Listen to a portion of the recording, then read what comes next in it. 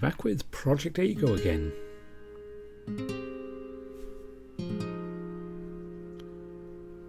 So we're going to pick up where we left things before. We've chosen which route, which MC we're going to be playing this time. And you can just see where it goes. So that's first and last month's rent. Here's your keys, and remember, you're responsible for any damage to the place over normal wear and tear. I got it. Oh, thank you so much. No problem, kid. Good luck with whatever you're trying to do up there. Thanks. Blue Haven. I'm finally back. Sighing softly, I gaze out the window of my newly opened office, Occam Detective Agency. The name came from a story I heard while in the academy about a pre-divergence philosopher. It will serve not only my office, but my home, as there's a room in the back. Located just above one of the most popular bars in Blue Haven, it's perfect. Staring out at the city in the morning fills me with hope. I couldn't help but think back. I'm going to fulfill my promise to you, Dad. I'm going to help people. Hey, T, come here for a minute. What's up, Daddy? You seen Coop? I thought I saw him go in the house a minute ago. Maybe he's thirsty. I see. Hey, T, you get along with your brother, right? He's always telling me what to do and stuff. Like what? Like, don't jump in the river, or don't take the last piece of Trina's favourite fruit from the fridge. Your brother was just trying to protect you, T. He is? Oh, absolutely. He loves you very much. Well, I suppose. Listen, son. There might come a time when the two of you don't see eye to eye on something. Oh, that'll probably happen before dinner. I mean on something serious. Something that could cause you to never want to talk to him again. You have to promise that you won't leave your brother behind. Without you, he might stray too far from the light. He needs you as much as he'll deny it or pretend otherwise. He won't survive without you, Tristan. I'm not strong, huh? Well, how could I say no to that if I want to be a superhero someday? I promise, Dad. It's been 15 years now since that terrible day. I don't think I'll ever forget that look on your face. You were terrified. Before I realise what's happening, I see my hand shaking. I snap myself out of it and smile. That's right. This city is full of hope. I'm going to find out what really happened that night, no matter what. And see your murderers brought to justice, Dad. After a moment's reflection, I hear the door open into the office. Already? I haven't even advertised yet. Sorry, I'm not quite open yet. Stacks of papers and wiring along with some unidentified electronic equipment flies everywhere. Ow! The pile of junk parts, and from it arises a small figure with large ears. He gasps and starts frantically gathering all the stuff from the ground. I'm so sorry, I'll pick up everything right away. I can't help but laugh a little, and I start to help him pick up all his stuff. So, can I help you? Oh, I'm your new assistant. But I didn't hire any. The name's Lucas. I'm ready to set up. Is this where we'll be working? We? Of course. He begins to organise all his documents and sets his equipment on the desk. Just what exactly is going on? Listen, I don't mean to disappoint you, but I'm not looking for an assistant. I've barely even gotten here.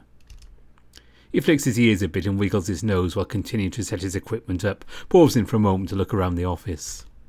Oh, where's your police scanner? Do you have any contacts in the city? He straightens the stack of papers he brought with him. These are case files of the 20 most recent unsolved cases assigned to PHPD and their clients. And I have here it's a police scanner along with communications devices and surveillance equipment. Beaming proudly, he crosses his arms and smiles at me. Well, he does have a lot of things that might be useful, and he's certainly right about the contacts. You're hired. What do I have to lose? I hold up my hand to shake on it. He grins at me and excitedly follows suit. Well, that's that then. One way or another, I've managed to gain an employee within an hour of opening. So you never told me your name? When exactly did I get the chance? Oh, of course, it's Tristan. A pleasure to meet you, Lucas. Do we have any leads on any cases yet? Well, I only signed the papers to the place about an hour ago. So, not just yet. That's all right. Actually, when I was walking here, I saw the police set out some barricades a few blocks down. That's as good a lead as any. You'll need to wait a little while, though, until the detective leaves. BHPD doesn't really like private detectives, I hear. Oh, thanks for the info. I'll definitely go check it out when I can.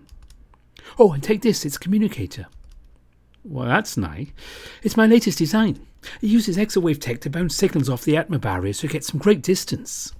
And best of all, it's proprietary, so we don't have to worry about anyone else listening in. It's foolproof. He certainly gets excited easily. That's really impressive. Oh, thanks. That must have caught him off guard as the explanation halts and his face turns beet red. Don't mention it. Either way, it should definitely help us stay in contact anywhere in the city.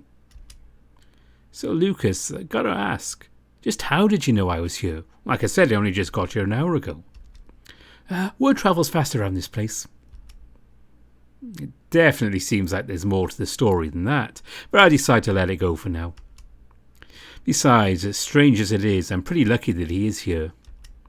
We spend the rest of the morning chatting and setting up the office.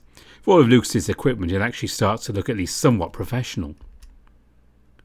You know, I bet the police are just about done over there at the barricades. I can finish up here, so you could go and check on it. Yeah, that's probably a good idea. I'll head over now. Bidding the mouse farewell, I head out into the city and toward the police barricade up the road. Wandering through the streets, I come to realise what a beautiful place Blue Haven is. The streets are filled with citizens, young and old, travelling to and fro from destination to destination.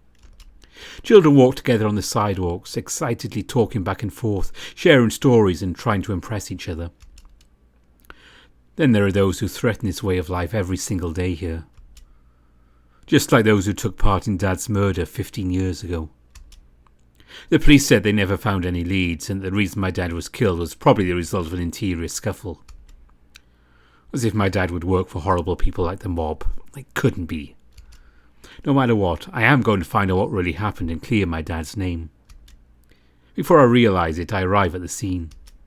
There are several police barricades in front of what appears to be a jewellery store. As Lucas had said, it looks like the bulk of the police force has finished with their investigation. Only one officer remains. He's a young-looking coyote and is conversing with a few of the locals, a smile on his face. Seems like he's doing a pretty good job of comforting the people asking questions. There are a lot of citizens in the area looking concerned and chatting among themselves, but one of them stands out. A gator is standing fairly close to the barriers, examining the scene carefully. Other than that, there's a reporter that was preparing herself and a crew to film. Who should I talk to? Let's talk to this guy. Despite the fact that the police apparently don't appreciate private detectives, I figure that I can at least get some information from him. Excuse me, officer? Yes, how can I help you? Well, I'd really like to know what happened. He smiles calmly and raises a paw in the air as he speaks. There's no need to worry. Your Blue Haven Police Department has this situation handled, and you should know that you are safe. There's the canned response, word for word from his SOP, likely. Well, I'd just like to know a little more about what actually happened here. Well, details aren't important. Just know that you're safe. Seems like I'm not going to get anywhere like this. Well, I was just thinking, being that I'm a detective, we might be able to work something out. Something that might be mutually beneficial in the Department of Information Exchange. His ears perk and he gives me a look. Oh, private detective, huh? They say we shouldn't be talking to you guys. A risky move, sure, but I had to give it a try. Why? Tell me why you're so interested in this. Do you have a client?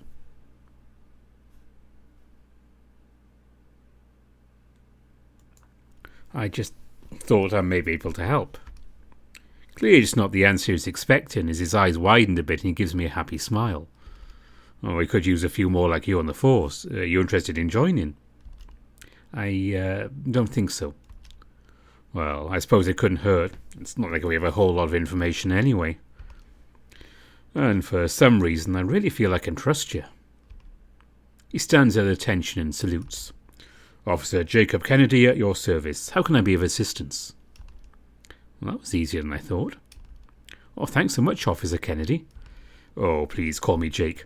Truthfully, I've only been an officer for a few weeks now. Still not really used to the title. All right, Jake. What exactly happened here? Well, at approximately 3 a.m. last night, the Bellamy jewellery store was burglarised. Among the items pilfered was one of the most valuable jewels in Blue Haven, the Sunfire Ruby. It looks like a person of interest was still at the scene during the incident, and there was an altercation.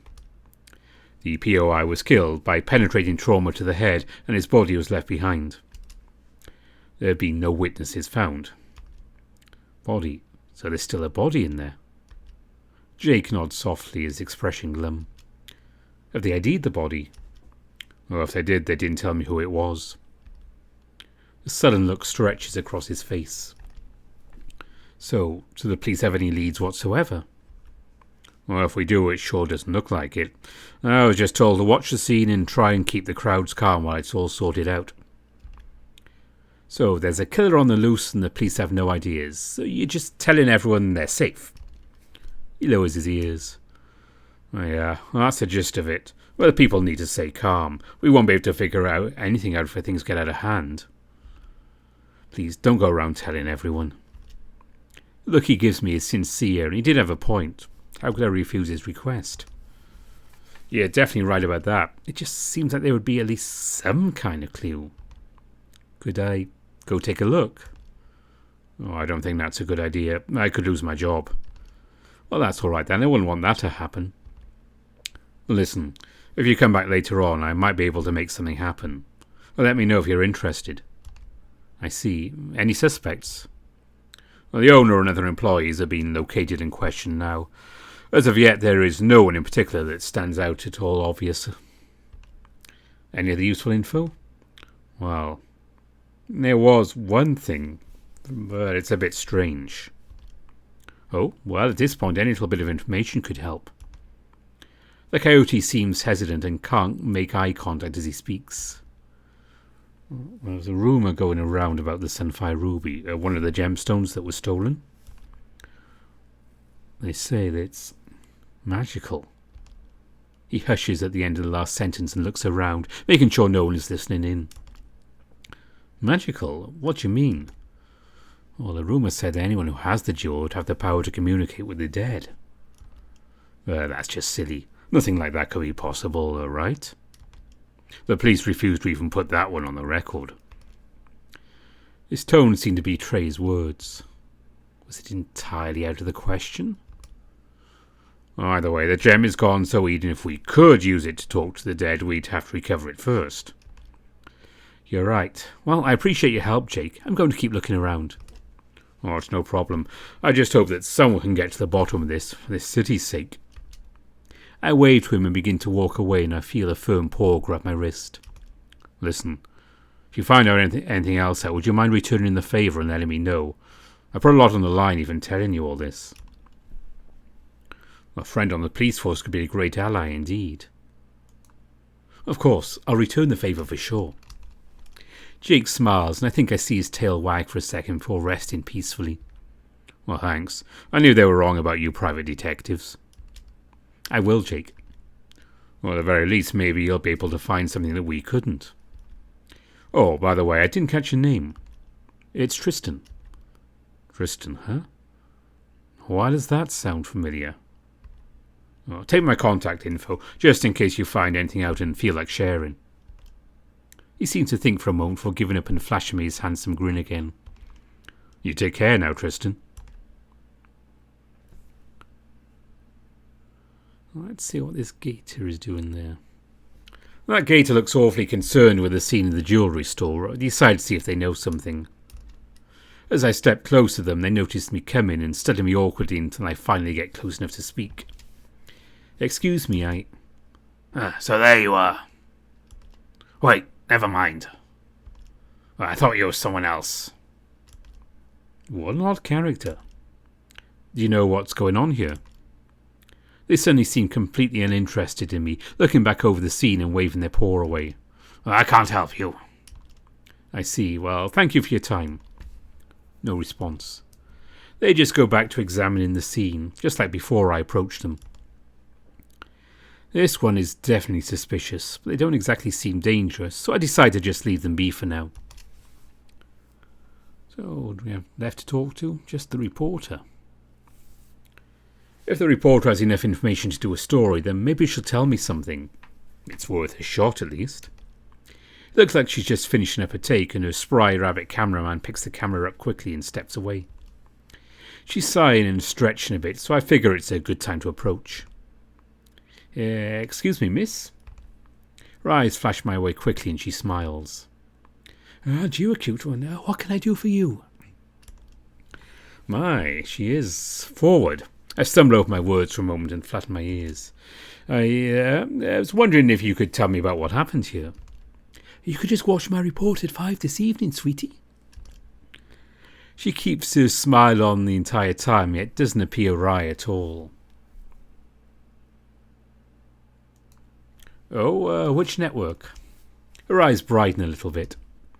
Oh, the only one that matters, hun. BHNN. I'll be sure and check it out, but I do have a few questions now, if you don't mind. Now, what's got you so interested in this little old jewellery store? I'm just looking for some leads. Leads, huh? Are you with the police? Not quite. I just started up a detective agency in this city. Just seeing if I can maybe help around here. Her ears perk forward and her smile widens. My name's Quinn. As she steps closer to shake my paw, a pleasant soft smell drifts in. I twitch my nose a bit and shake my head. I'm Tristan. I reach out and we shake paws. Her grip is delicate yet firm, and the fur on her paw is noticeably soft. She crosses her arms and seems to relax a bit. Well, Tristan, I have to say you're cuter than most private detectives that pop up. This fox really is quite forward. I feel my face heat up a bit and I glance away as I clear my throat. I sure hope you last longer, but I've got a pretty good feeling about you, so I'll tell you what I know on one condition. Oh yeah? What's the condition? I'm tired of this gig, standing in front of a camera and telling people what I've been told to tell them. My condition is that if you find anything out about what's going on, that you share it with me as well. There's nothing more powerful than information, and I believe we could really help each other. I happen to know my way around Blue Haven quite well, and this city has more secrets than you can ever hope to unlock on your own. With your help... She looks to the side a bit, biting her bottom lip. I can finally tell the people what's really going on here. Her gaze swivels back in my direction quickly, and I see that same tenacious smile. So what you say, a deal? Yeah... I suppose that could work. Her ears shoot up and her tail swishes elegantly behind her. Excellent, I knew you'd make the right call. I really do appreciate the help. Oh, think nothing of it. So the police are saying their usual spiel that everything will be just fine and we are safe, blah, blah, blah. That makes the details of the crime pretty sparse, unfortunately. She folds her arms and keeps her stare right at me as she speaks. However, I do know about some strange things that have been happening around the store lately. Oh, what kind of strange things? It seems like the owner's shop started going a little crazy recently. His employees were saying he became distant and angry. One even reported they appear to be possessed. That's not a word you just throw around when someone's having a bad day. They also said that he would get very defensive about it whenever anyone approached him. He'd even just leave the store closed on some days. But here's the real kicker. He and two of his employees have not been seen since last night. There's definitely something strange going on here. And you forget the police actually looking hard enough to figure it out. Well, it does seem like an odd case of events surrounding this place. Fortunately, that's all the information I have about it. Well, thank you, Quinn.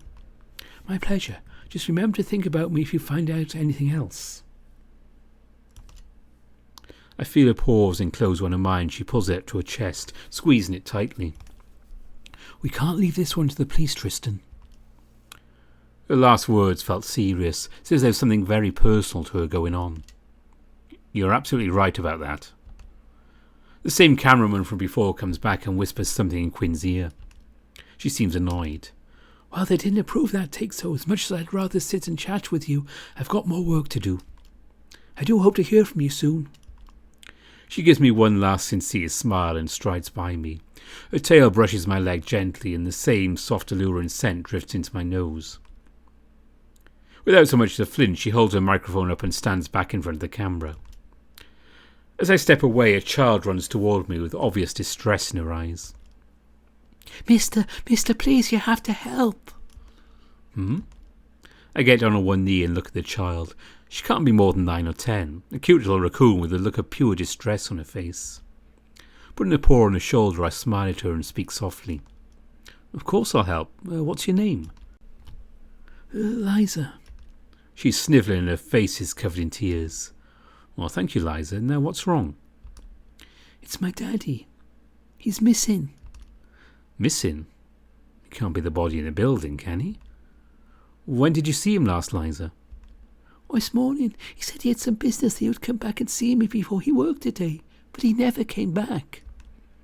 And where does he work? She turns around and points at the building surrounded by the barricades. I thought he'd just gotten busy and maybe I had to go straight to work, so I came here, but I can't seem to find him. I see. If she saw him this morning... Jake said that the murder took place around 3 a.m. He couldn't be the victim. Maybe the police having him in for questioning? Or maybe he's the killer? I look down and see Liza seems to be doing everything she can to hold it together. I can see the tears welling in her eyes. Well, that police officer over there said that no one was hurt of us this morning, so if you saw your dad this morning, I am sure he's just fine. That seems to calm her down a bit, though the look of distress is still firmly on her face. Then where is he? It's likely the police have picked him up for questioning, for I can't tell her that her dad is a suspect to murder. What if he did it? I'm not sure, Liza, but it's probably best if you go wait for him at home. Where's your mother? She's dead for a few years now and I can't go home. I'm really sorry to hear that. I'll have to learn to watch the questions I ask. I'm just not used to working with children. Why can't you go home? She looks down the ground and trembles a bit. I just can't. Tristan, can you hear me? You should bring her back here. Danny, the owner of the bridge, the bar's in your office, has some experience with these things, and she's a bit more gentle than the police would be. The voice came from the communicator Lucas gave me earlier. Lucas, have you been listening this whole time? Yeah, did I forget to mention that? Liza looks confused, which makes sense as she can't hear Lucas talking. I must look like a fool. Yes, you did.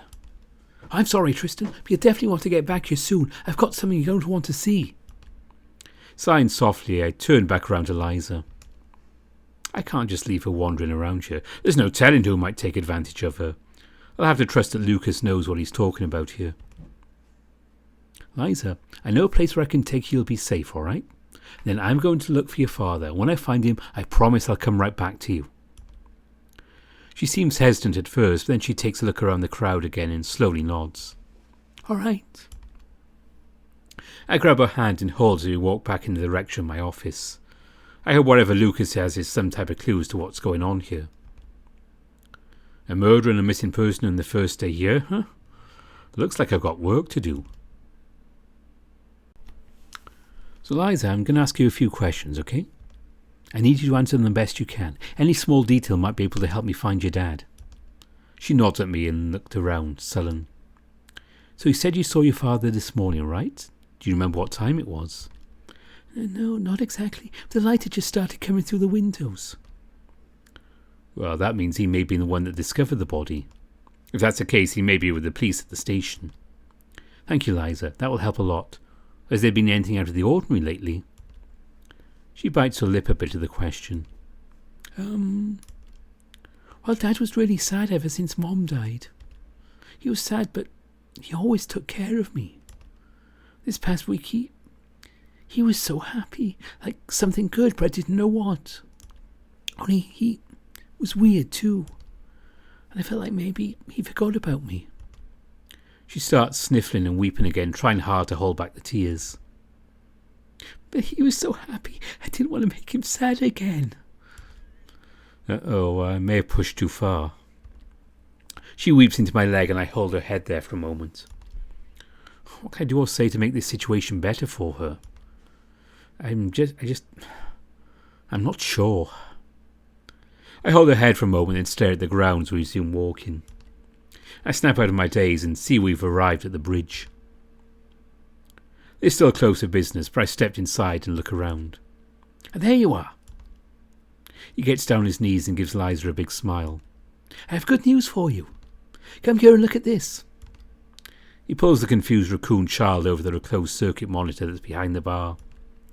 The image shows the backs of our heads, so I look up to spot the camera above the entrance, facing toward the bar. Curious, I look back to spot Lucas messing with the machine. I can't see exactly what he's doing, but he attaches some kind of device to the inside of it. After a moment of fiddling, the image changes and what looks like the inside of a jewellery store appears. In the centre of the floor lies a body. A dead body. It's too dark to be able to tell exactly who it is. Lucas, is this the jewellery store that was robbed? I notice the windows and cases are still intact. This must be a recording from sometime after the murder, before the place is burglarised. Shh, you'll miss the best part. The mouse is grinning from ear to ear. We all watch as a raccoon makes his way into the store. At first he seems shocked and surprised by the body, but quickly slips over it and steps behind the counter looking around. Daddy! She gasps and scrambles closer to the screen. The raccoon in the image looks around behind the counter for a moment, while bounding out of the store, leaving everything behind and the door unlocked. So it doesn't seem like the murder was in relation to stealing the jewellery. They're already dead, long before any theft took place. It seemed to me like the place was looted after Liza's dad came and left the door unlocked. But where was he going, and why not call the police? Something's not right. Lucas, can you go back further? Give me a moment, I'll give it a try. Now what are y'all showing this poor girl? I'm jolted in my thoughts by the yell as Danny, the bar's owner, comes by with a scary look on her face. She was the same woman who I'd met with earlier, my landlord. She pulls Liza away from the screen and for a moment changes her expression to one of compassion. Listen, honey, I know your pa's safe and it'll just be a little longer before we find him. I'm going to make sure these two find him and bring him back. She flashes a scary grin at Lucas and I from behind Liza. Until then, you come with me. I know a place that's safe for you, and there's other kids there too. You can just have a good time for a while, and before you know it, your pa'll be picking you up. She takes Liza away to the next room and returns, that same stern look upon her face. You boys are going to find a father, right? She crosses her arms and waits for an answer. I hope we can. For her sake, I hope you do. Oh, poor dear. Is she safe here? Oh, definitely. Liza isn't the first kid who's had a missing pa or ma. I'll make sure she's okay. Just go find her pa. I'll do everything I can. She walks off, looking more concerned this time. Bad news, Tristan. It looks like the recording's been tampered with. Where you saw it start before, that's where the recording begins. The usual smile across Lucas's face falls into deep concern, and he stares at the floor for a moment. Lucas... I know, we have to find him. We're going to leave that there. It's a bit more of this day, and that will take us up to where things currently end. Hopefully it's only currently will keep going, but we might do two short little routes. We'll see next time. But that has been on hiatus, Project Aego. So until next time, bye for now.